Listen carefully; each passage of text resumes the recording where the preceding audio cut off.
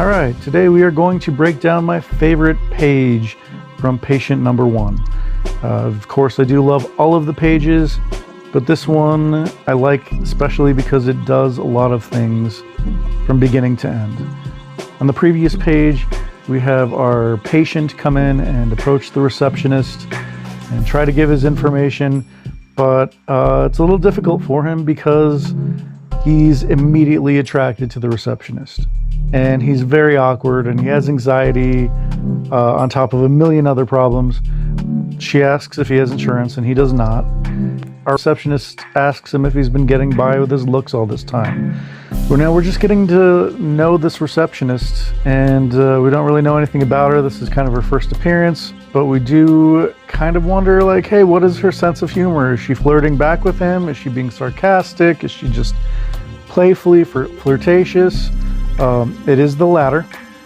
So we have our patient admitting that he's on Medicaid.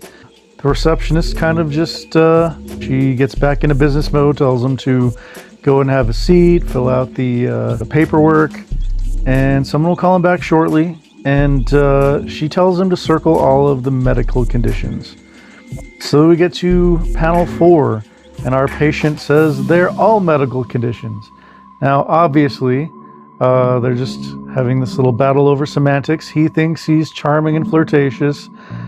You can tell that she, in panel 5, thinks he's obnoxious. So we can tell right away these two don't have the same senses of humor. That's going to create some conflict later on when they are kind of trapped together and have to depend on one another. But this is just their kind of introduction to each other. So then we move on to panel 6. And by the way, like, I love the way the art just kind of captures the emotions, like our patient's awkwardness and the receptionist's glare just kind of speaks volumes. There's no need for dialogue in a panel like that. And then we have panel 6, which is our patient going to sit down to fill out his paperwork. And we have this ding in the background. It's very subtle, and it shows that the elevator is about to open. And this is pretty much where the story is about to unfold. So if you want to see what happens, you got to flip to page 7. And if you want to see page 7, it's really easy. We just have to fund this comic book so that it gets made, and you can see how these characters continue on through this story, which is about to get really freaky.